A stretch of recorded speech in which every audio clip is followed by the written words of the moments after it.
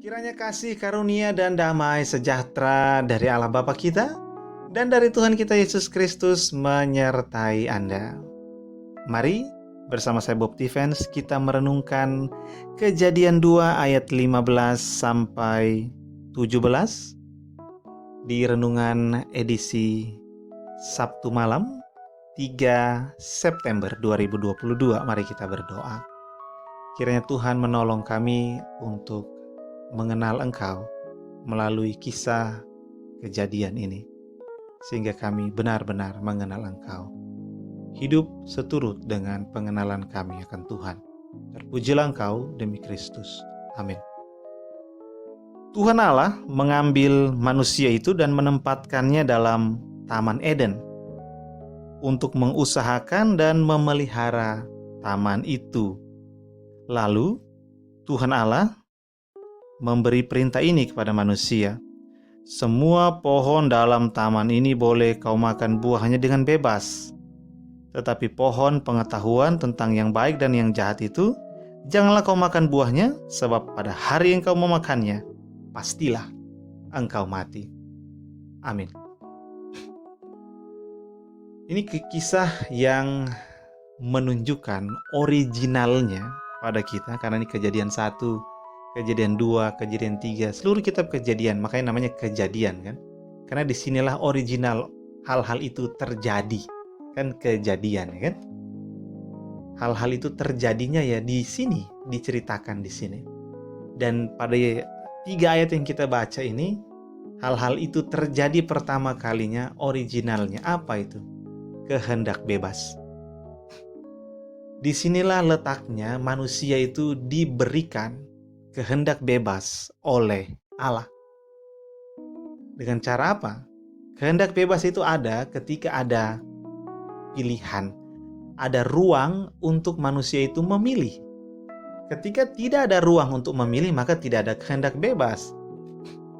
Orang-orang yang berada di bawah pemerintahan yang otoriter, misalnya Hitler, katakanlah salah satu yang paling terkenal, Hitler, Mao, Stalin, ya kan? Orang-orang komunis itu tidak punya pilihan, mereka hanya mengikuti saja. Tetapi orang-orang yang lain, termasuk kita sekarang di Indonesia, kita punya pilihan. Nah, orang-orang yang punya pilihan dikatakan orang-orang yang berkehendak bebas, artinya dia bebas memilih.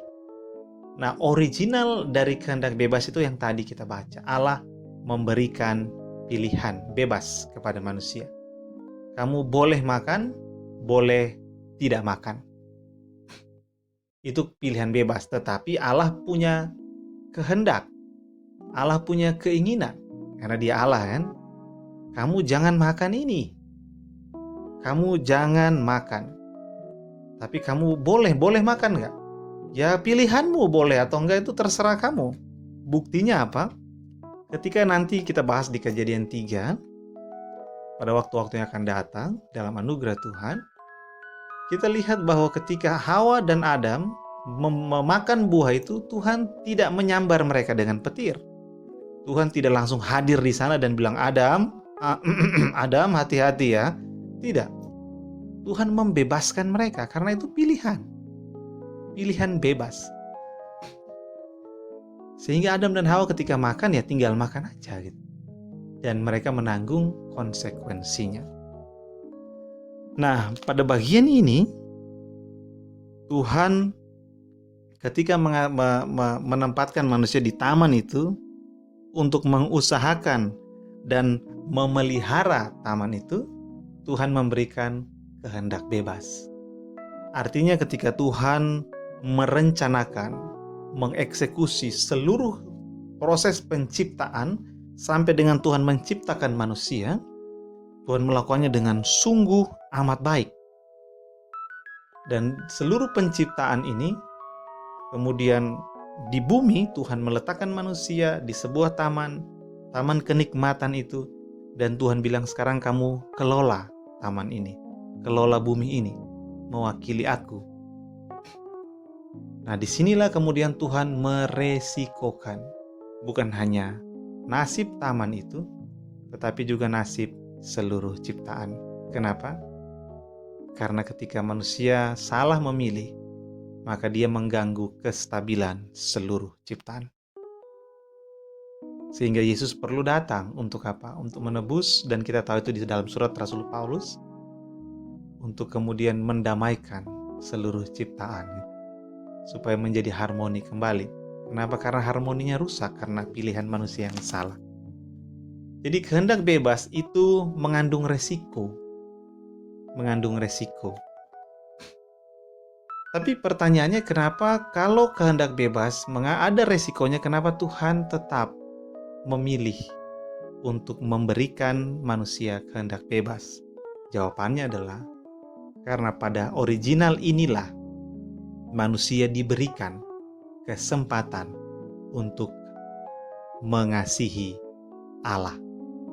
Karena manusia diciptakan bukan sekedar mewakili Allah di bumi, manusia juga diciptakan untuk memiliki hubungan dengan penciptanya.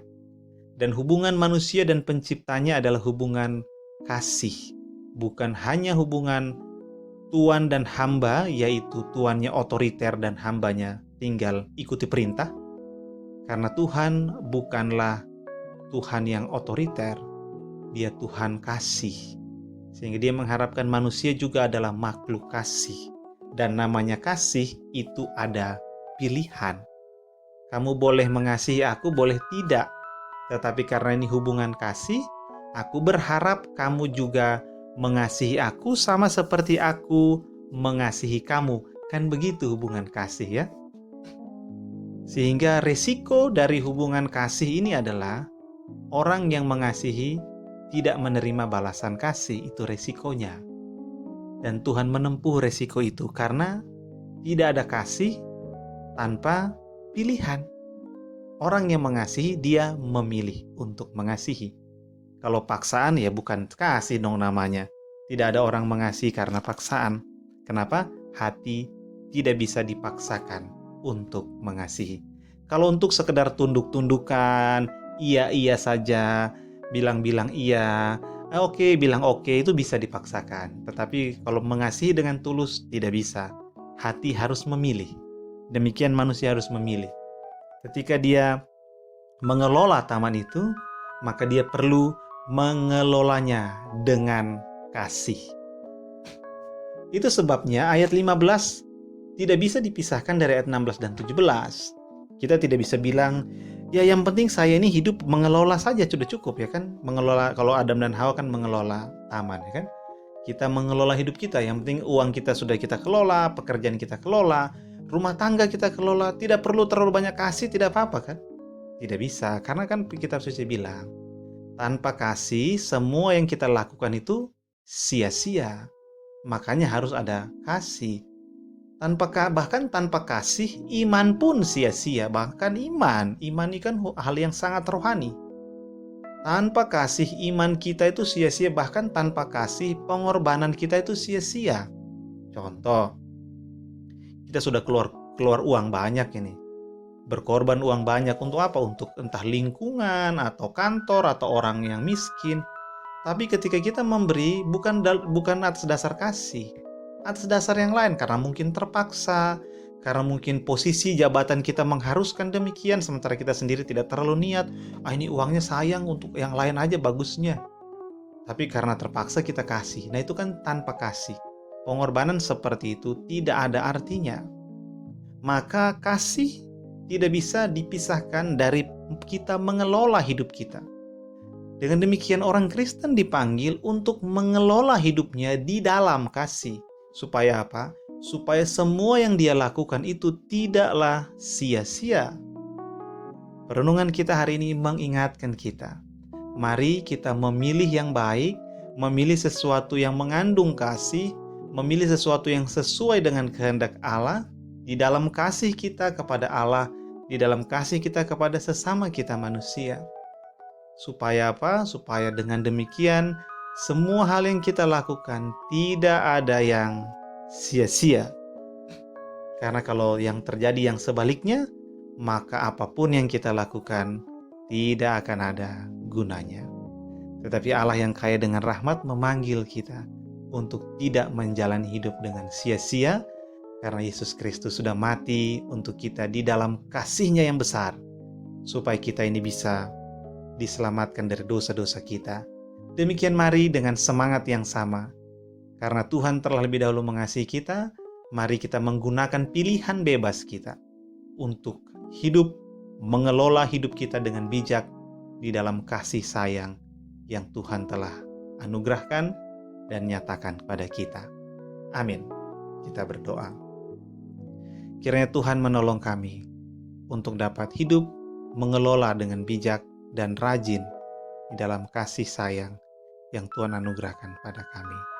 Sehingga hidup kami, semua hal yang kami lakukan tidak sia-sia, melainkan membawa kemuliaan bagi Tuhan. Terpujilah Engkau demi Kristus. Amin. Kiranya sejahtera dari Allah Bapa kita dan kasih karunia darinya menyertai Anda dan orang-orang yang Anda kasihi.